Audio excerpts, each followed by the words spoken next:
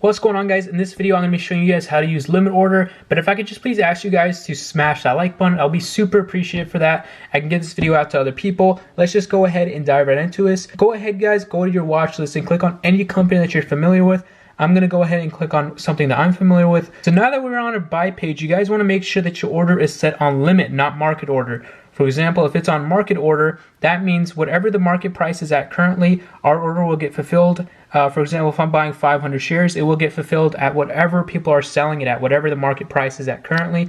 We want to make sure that our price is at something that we want. So I'm going to go ahead and change this to, for example, $1.50. Why? Because I want to buy only shares at $1.50. If I'm buying 1,000 shares, I could save myself, $50, maybe 10,000 shares, save myself $500. So that could be really helpful in making sure that you get stocks at the price you want, right? So I'm going to go ahead and leave that at $1.50 quantity. Let's say I'm buying 10,000 shares, 10,000 shares. Click OK. You're good with that. Day enforced, leave that on day. If you guys don't understand that, it's fine. That means just during the day, your order will be set to execute. And then extended market hours, are you okay with the order being executed after 3 p.m.? After 1 p.m. or before 6:30, before market opens?